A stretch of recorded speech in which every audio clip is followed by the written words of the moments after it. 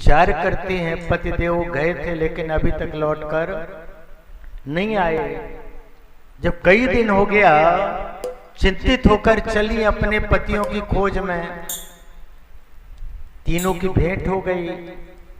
मार्ग में एक दूसरे को प्रणाम किया। आप कैसे?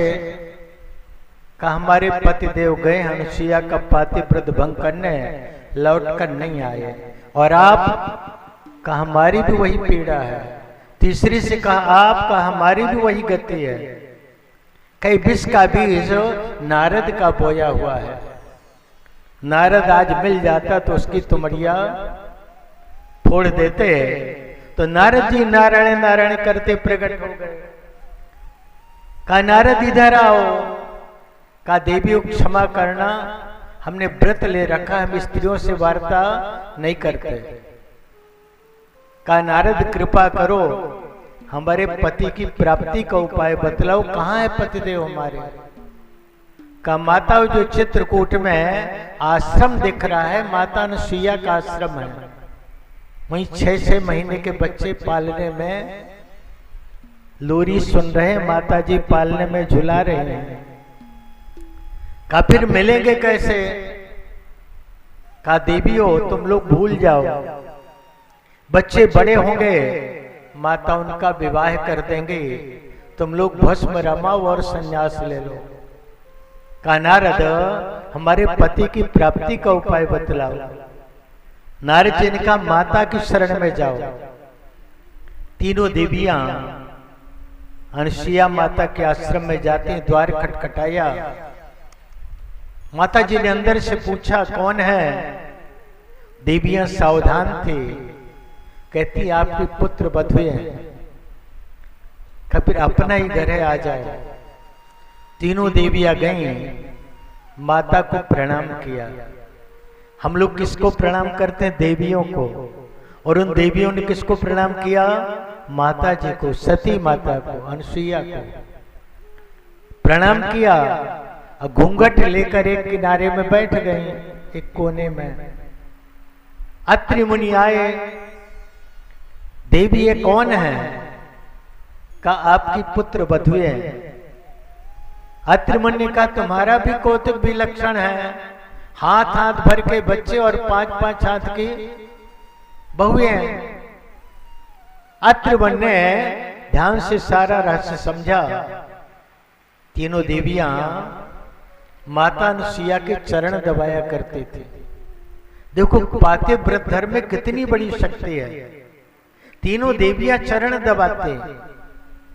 एक दिन लक्ष्मी माता के आंख से अश्रुबिंदु टपका, माता के चरणों में पड़ा। उठकर माता बैठ गई। बेटी इस आश्रम में आपको क्या कष्ट है? कहा माता कोई कष्ट नहीं, लेकिन कृपा करो हमारे प्राणपति हमें प्रदान कर दो। माता जी भूल गई थी कभी इन बच्चों को यहां से जाना पड़ेगा, किंतु परमात्मा की लीला है। माता जी ने फिर से अपने पतिदेव के कमंडल का जल लिया, तीनों बच्चों पर छिड़का, तो मूर्तिमान ब्रह्मा विष्णु महेश प्रकट होते हैं। वचन दिया हम आपके यहाँ पुत्र के रूप में जन्म लेंगे। और समय आने पर उनके यहाँ तीनों देवता पुत्र के रूप में आए। सोमो भूत ब्रह्मणो सेनो दत्तो विष्णुस्त्रियोगिवित दुर्वासा शंकरस्यांशो निबोधांगिरसः प्रजाः। सोम यानी चंद्र देवता ब्रह्मा जी के अंश से पैदा होता है। दत्तात्रेय जी भगवान विष्णु और दुर्वासा ऋषि भगवान शंकर,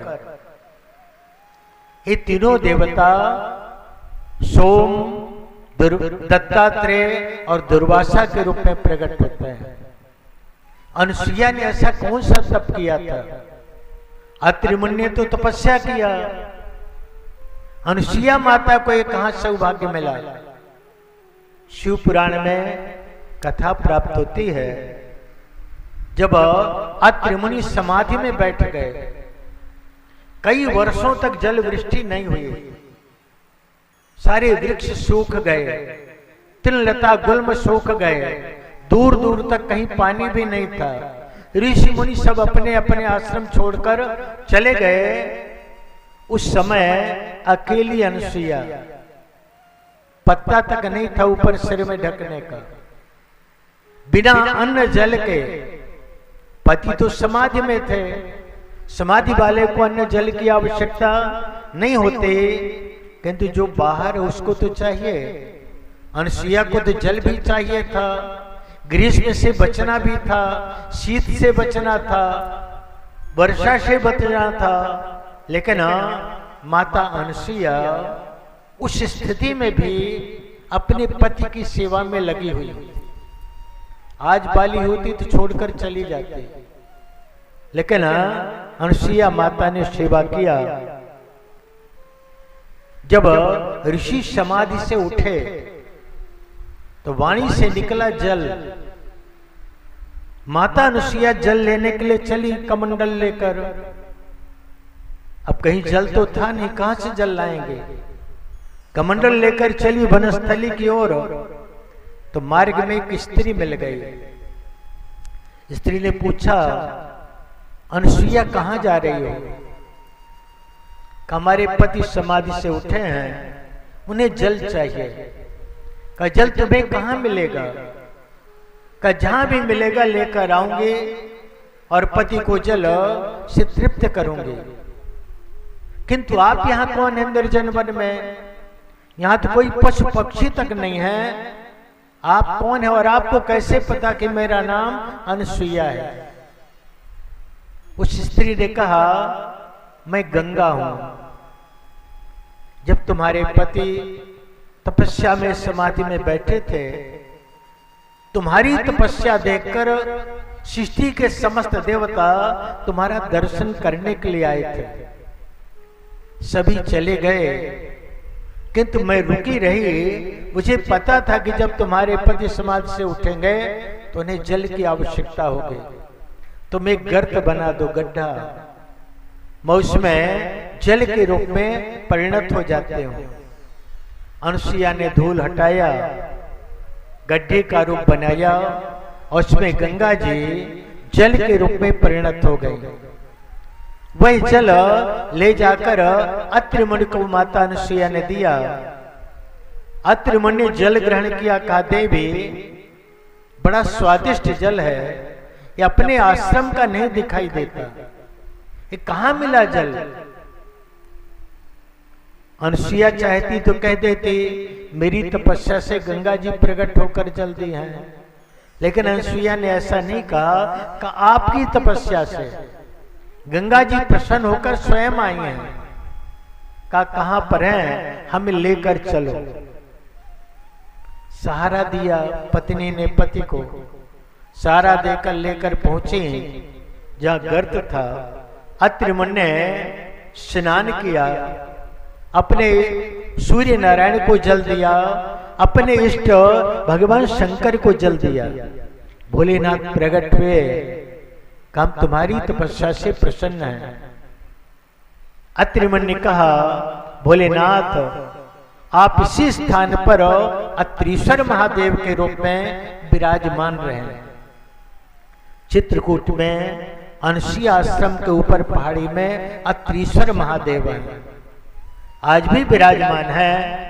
और अनुसुईया माता ने प्रार्थना किया गंगा जी से, माता दी आप प्रसन्न हैं, जगत का कल्याण करने के लिए आप यहाँ से निरंतर प्रवाहित होते रहें।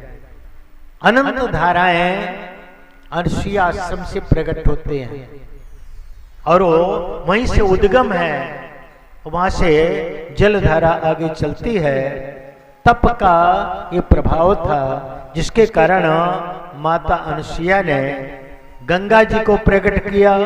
तीनों देवता उनके यहाँ पुत्र के रूप में आए और क्रीड़ा करते हैं। इसलिए व्यक्ति में यदि तपः शक्ति है, ईश्वर के प्रति समर्पण है, तो निश्चित ही समस्त सृष्टि के ऐश्वर्य को वह अपने वैभव में ले सकता है।